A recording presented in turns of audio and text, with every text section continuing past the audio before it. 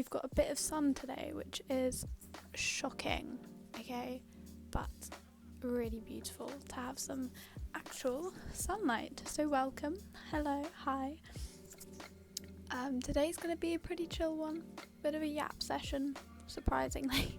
You may or may not be surprised, but there's kind of a topic that I wanted to just talk about that I've been kind of reflecting on, seeing quite a lot of things on this wonderful internet about as well, that I just kind of wanted to have a little chat about and share my thoughts, share my perspectives. So it's the concept of stop trying to figure yourself out. And as a young person, this is a huge topic. You're always going, okay, I've done my GCSEs, what A-levels do I need to do? Or what college do I need to go to? What uni do I need to get into? What am I going to do with my life? You are constantly asked that question. What are you? What are you going to define yourself with, as, by? All of these things. And I think I just want to talk about how actually you should be actively trying to not define yourself, because that is where the magic happens. Okay? And especially as a creative person. And there are so many different levels to this and so many benefits to actually going, okay, I'm not going to box myself in. I am going to see what happens. So that's kind of what I wanted to talk about today in this video. I was listening to a podcast and I'll link it down below because it's really, really interesting, all about self-mythology, and I found it really, really interesting because it spoke about how you need to be in the present to work out what you want. And I was thinking, I've been so guilty, as so many people have, of spending so much time thinking that I'm actually missing the present, or thinking about how I should be living this moment. Going, okay, if I want to do this, I should be doing this right now, but I'm not. And you spend so much time going, what can I do for my route to make itself clear, that you actually completely miss the moment. And that moment is there for a reason. That moment is there because you are in that moment learning something or creating something, or something is happening to you that needs to be happening. And in this podcast they spoke about this quote, and this quote has absolutely stuck with me since I heard it, and it's by Iris Murdoch, from her book The Sovereignty of God, which I've never read it, but I really want to after hearing this quote because it's genuinely really, really beautiful. So I'll read it to you. So she says, "I'm looking out of my window in an anxious and resentful state of mind, oblivious to my surroundings, brooding perhaps on some damage done to my prestige. Then suddenly I observe a hovering kestrel. In a moment, everything is altered. The brooding self with its hurt vanity has disappeared. There is nothing now but kestrel. And when I return to thinking of the other matter, it seems less important." And I think what I took from this is trying to define yourself, to be constantly ruminating on what you need to do to improve, or how someone's hurt your ego. It is purely that. It is your ego talking. It is your mind saying, I should be doing this. But when in actual fact you should be present, you should be noticing, you should be looking out the window and observing a kestrel, because that is what you're here for at the end of the day. And I think that spending so much time thinking you forget to notice. Noticing is where you find what you like and you figure out what things interest you, and you go, I noticed this, it's got my attention. Why?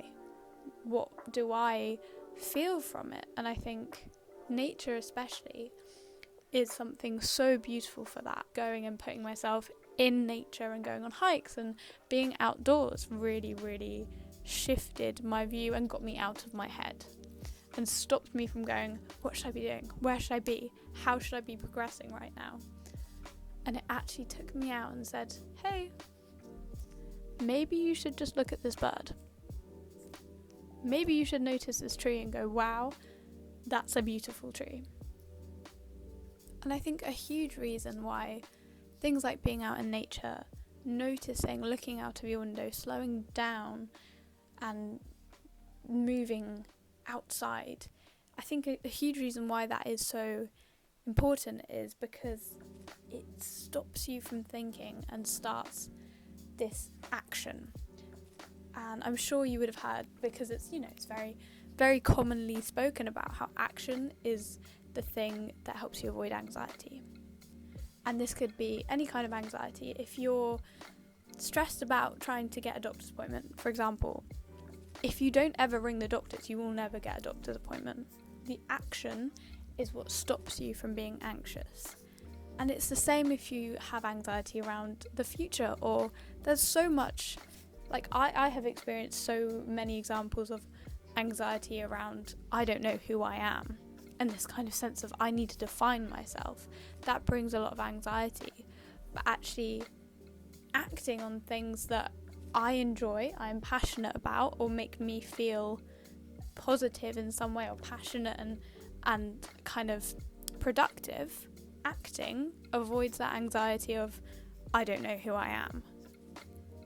And I think that this is really, really important, to step away from reflecting sometimes. I mean, look, I'm a journal girl. I will write down every thought I've had throughout the whole day, because else that will be rattling around in my brain, and that is not what I want. Thank you very much. I love a bit of reflection. I love going, okay, what do I want today? What can I do today to progress? Or what made me feel shit? What made me feel great? Reflecting is so important because it gives you a little bit of guidance here and there, and it also helps you connect to yourself, which is massively important. But it gets to the point where stop thinking, start doing. I sit around all day going, okay, I think I want to be creative. Let me write down that I want to be creative. Oh yeah, I think I really could. Then, are you creating? No. Are you being creative? No. So you're actually not becoming the creative person that you have the potential to be, because you're just sat there thinking about it. It's very, very, very similar to the infamous Sylvia Plath figs. The fig tree, we all know and love it, okay? The figs that you have so many options and so many choices and so many different figs that you could eat, that you sit there paralysed and you watch them rot away. This is the same thing that happens when you're so intent on trying to work out who you are, you miss being you. Who you are is your actions, not your thoughts. What you do every day, or the things that you do that you love, that is how you find a way, how you find a bit of a path forwards. Going back to the fig tree analogy though, something that I've really been thinking about recently, and I'm sure you would have seen, it's been trending a little bit online and people have been talking about it, and I think it's a really nice conversation to have, is this idea of jack of all trades. And I wrote in my journal, going back to my reflecting, I wrote that I truly believe I'm a jack of all trades and a master of none, because I wish to experience everything life has to offer. And this is a lot more of a personal opinion, but I would much rather have tried everything and said, yeah, some things I'm better at, but I've tried everything. I've gone for it. I've seen what I do and don't like, which, first of all, will stop some of your figs rotting, because you just have a go. You have time. Grab a couple. Eat those figs. Okay? Be greedy. Life is offering you a tree of figs. Why are you just stopping to try and choose the best one? But I think that I don't necessarily want to choose what I master. I think being a jack of all trades, trying everything, doing everything I can, and going, okay, today I'm going to try this. Let's see how it goes. And then seeing what you are pulled to and what you, what is magnetic. that is how you kind of find what you might master, but you might not, and you might not end up mastering anything, and it might be that you are the master of trying new things. You are defined as a trier if you wanted a definition. And to be honest, I think that's beautiful. I think the idea of not having one thing makes you a more interesting person. Like, at the very root of it, if you only had one interest, which I don't think anybody has, just one interest, but say you did, conversations would dry up pretty fast, and you wouldn't really have a lot of common ground with people, and you wouldn't really be challenged a lot either if you had one interest and never tried anything else. When do you get that feeling of, ooh, I was really bad at that, but now I'm not quite so bad. This is quite nice. I'm progressing. Humans love to progress. We love to see that we're trying. So just try everything. Action, trying things. Hey, I'm not a footballer, but I'll try and play some football. And then if I go, I'm not a footballer, I won't play football until I try again. And then we'll probably be in the same spot where I say I'm not a footballer. But that's okay.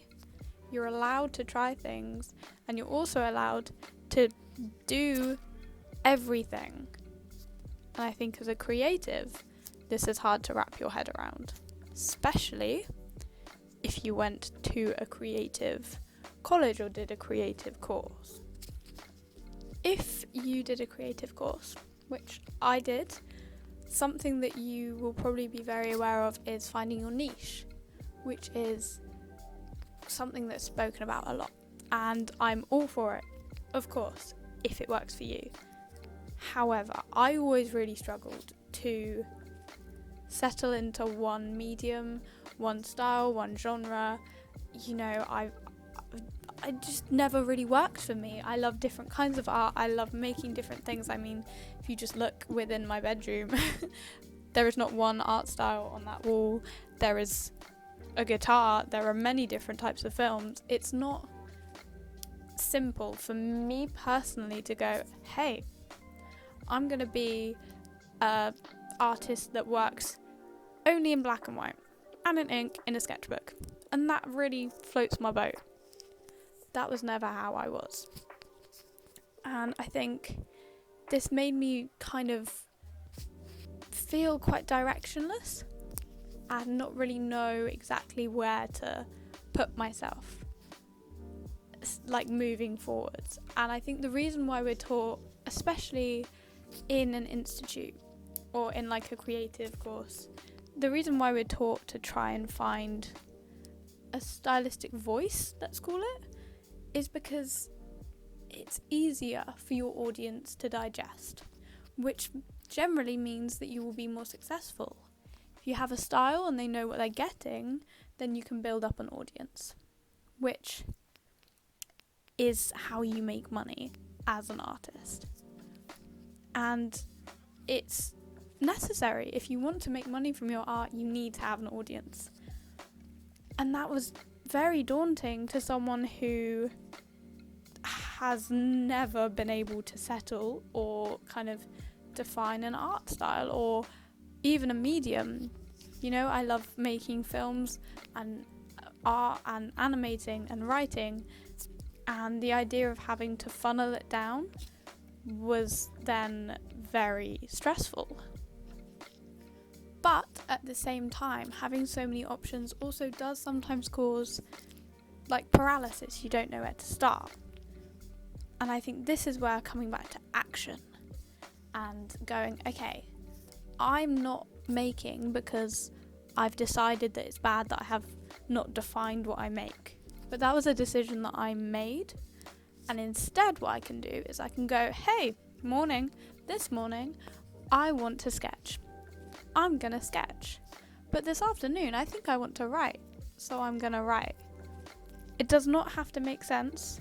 It does not have to come together into this clear project that is cohesive. At the end of the day, everything you make is cohesive because you made it. You don't have to define yourself or your art. Why are we limiting ourselves? especially if like it is you yourself that's limiting yourself, and we are all guilty of it. I go, okay, hang on, I can't really do this because I'm trying to be an artist, or I can't do this because I'm trying to be a filmmaker, right? So a filmmaker wouldn't draw. Excuse me? Do you think David Lynch said that? Absolutely not. David Lynch said, hey, I'm creative, I'm going to create. He said, hey, I'm gonna do this. He said, I'm going to see if I'm connected to the moon, which turns out he was. But all I'm saying is, as soon as you limit yourself, as you define yourself as, hey, I'm an artist, I can't do anything creative other than that, that's when you feel friction and you feel stuck. 2026 is the year of unstuck. It's the year of the horse. We're moving. Anyway, I hope you got something out of this, even if it was just some nice background noise.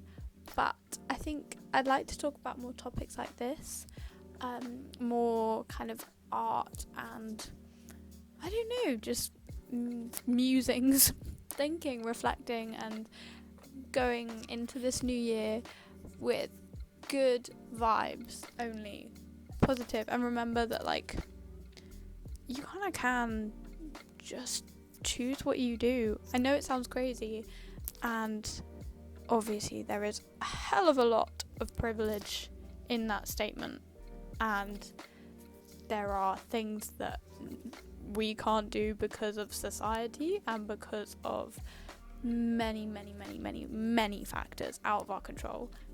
So don't beat yourself up over anything like that. But one thing you can always change is the pressures that you put on yourself. There is enough pressure out there. Embrace what you enjoy. I think that is the most important thing. Act on what you enjoy and don't feel bad about it. Because if you enjoy it, that is what you should be doing, regardless of what some Instagram day in the life says, okay? Live your life how you see fit, and do not try and define yourself.